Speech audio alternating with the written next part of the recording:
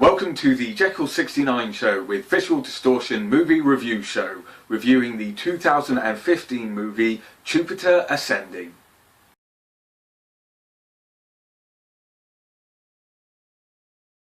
Want to know the truth? I do.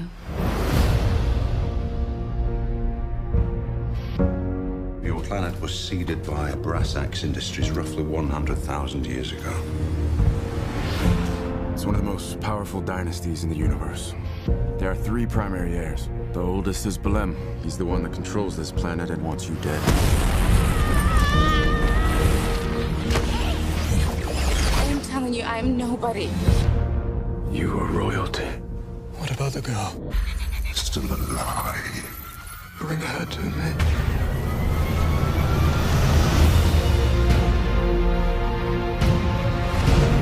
When the exact same genes reappear in the exact same order, it is what you call reincarnation. Majesty's life is going to change, if she wants it to. I'm still the same me. Right now, Belem owns the title to Earth. Once you claim it, the Earth will belong to you. I will harvest that planet tomorrow before I let her take it from me. Have you ever seen a harvest? Never. But I've heard they feel no pain.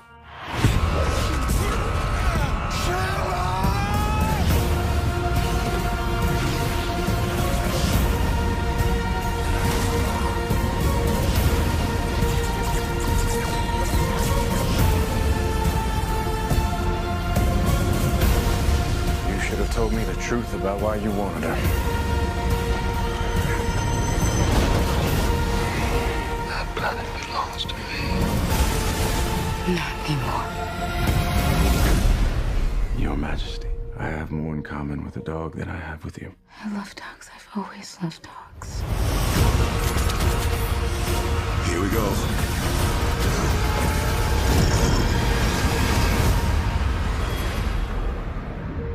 Starring Mila Kunis as Neo, Channing Tatum as Trinity, Sean Bean as Morpheus, Eddie Redmayne as Agent Smith, Douglas Booth as Cypher, and Tuppence Middleton as the Oracle.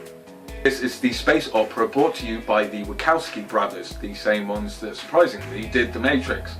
They also did Ocean Atlas as well, one I am still yet to see. However, this movie is a fantastically thought out universe of a movie.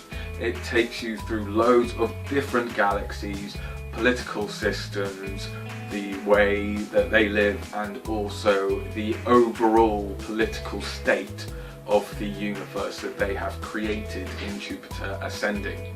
The graphics in it are amazing to see. They have some fantastic wide shots of the planets, the insides of palaces, hangars, the detail on everything that the characters wear, the bars, the way that their prisons are, the hallways, the different ships that they have. There's a magnitude to the galaxy that the Wachowski brothers have helped create with Jupiter Ascending, and the costume design and the detail for every little bit that the characters wear, what they look like, the special effects on their face, the makeup is spot on. Everything visual about this movie is amazing to see, and the storyline is a well thought out storyline that has a really good plot to it that's very deep, but they managed to go into it, I personally think, quite well. They managed to bring out the details that they need to. They don't add in any details which would be confusing to the viewer or mix up the movie. They don't try and do too much with the dialogue. They just keep the plot simple in a way, where it's all about Jupiter Jones being part of this alien family, and each of the three siblings have their own galaxies or part of the galaxy to run with planets in them, and they're trying to own the planet Earth.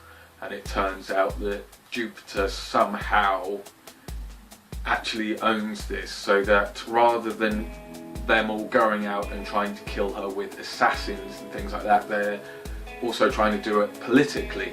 They're trying to bring her to their planet so that they can talk to her, so that they can try and bring her around to their way of thinking. One of them is, of course, trying to kill her, so you do get a lot of action in this movie. There's some fantastic fight scenes and some really well thought out details which would have you asking questions, but they do manage to answer a lot of them within the dialogue and things that they say about what has just happened. But they do keep the movie going quickly. In fact, the movie itself only spans over a few days, so some of the ships that they show are interesting. But rather than go into a lot of science about it, all like they would with The Matrix, or like anything like Star Trek or Star Wars would do, it's just there. You know, it's just there. You don't need it explained to you anymore. So many other films have already done it, that your mind can fill in these gaps easily now. So they gloss over all the science and they just show you some of the politics that you see that you need to know. And you know, more time has passed than what you think by the different dialogue and the way Jupiter Jones gets a little bit more assertive with all these weird things that she's seeing. They're not freaking her out as much. By halfway into the movie, she's talking to these people like she's just met them down the street, because whilst time has passed and you've missed it all, Channing Tatum's character has been filling her in, been helping her understand the politics of what she's about to go into, help her see what the people are like. So there's a lot of stuff happening behind the scenes within the story that they don't show you that they did with The Matrix. And because of this, you don't really see the character's growth. I mean, Channing Tatum's character has already gone through his gauntlet, his test, so he's already grown. He's just trying to get on with his life now. Whereas Jupiter Jones, she's got this arc. It's her arc and her character build-up that you're there to watch. But Miley Kunis doesn't really show it that well. She is getting away from you looking at the screen and thinking the words "Shut up, Meg." She's definitely getting away from that. But she just doesn't seem that shocked by it all after the first initial shock. She's not that amazed by the grandeur of what she sees. She does get freaked out though that she keeps getting changed by other people while she's asleep. That's definitely something I'd be asking questions about. Great to see her in movies of bigger magnitude and of bigger promotion than just the simple romantic comedies or sitcoms that you do know her for. She's definitely starting to get away from the shadow of Seth MacFarlane and that 60s show, and show that she is an entity within herself that is more than just advertising alcohol on TV. And Channing Tatum is a good actor anyway, and he always manages to bring in different aspects of himself into the parts that he plays. And in this one, he's just this big, muscular bloke who's trying to get on with his life and kind of ends up falling for her.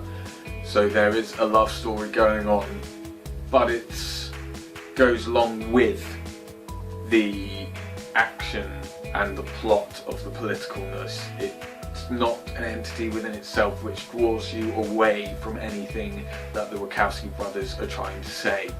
And when Sean Bean or Eddie Redmayne, who I'm surprised that the second film I saw him in after The Theory of Everything would be a space opera, I would think it would be more of a political thriller or a psychological drama rather than a very heavy on the graphics, sci-fi movie, and Sean Bean just does whatever he likes. If you know he's in a movie, for me, then you know that movie is going to be a good movie, and when he's on, he overshadows everybody and wipes the floor with their acting, because somehow he just manages to slip into every part, and you know that these scenes take a day or so to film, and he never seems to miss a beat. When the camera pulls out, when the camera's up close to him, he's where he needs to be, and his emotion and expressions are exactly spot on, and he just knows how to deliver every line perfectly, and he's just such a good actor, and so is Eddie Redmayne,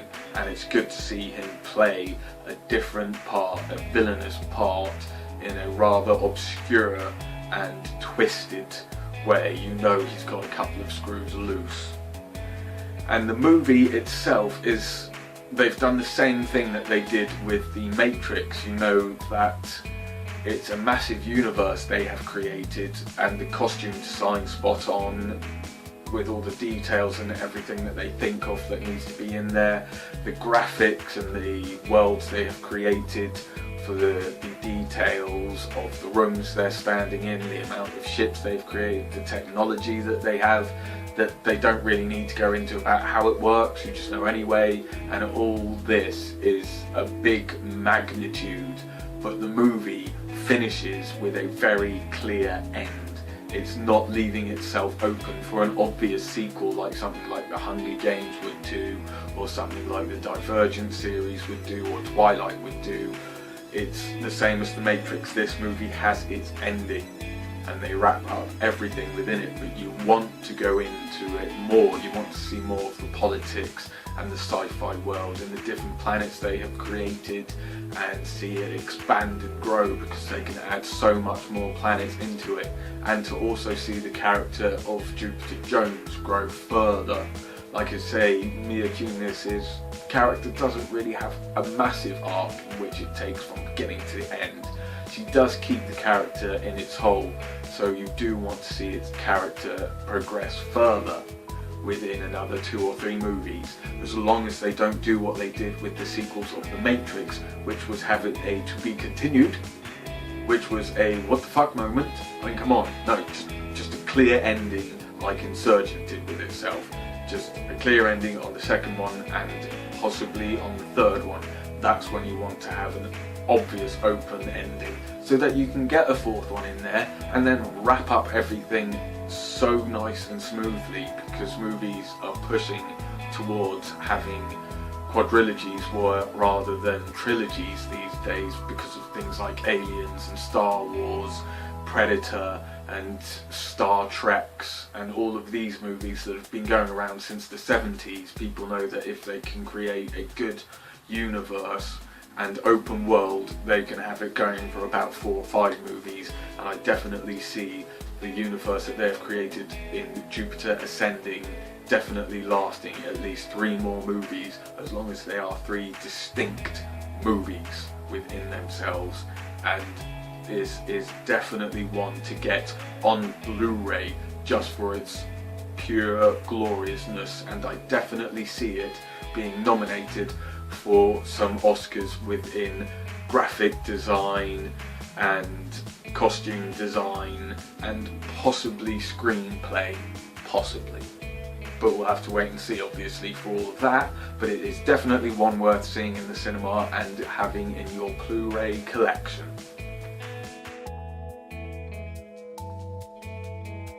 Thank you very much for watching the Visual Distortion movie review show, reviewing the 2015 movie Jupiter Ascending on the Jeccles69 channel, where shit is always interesting.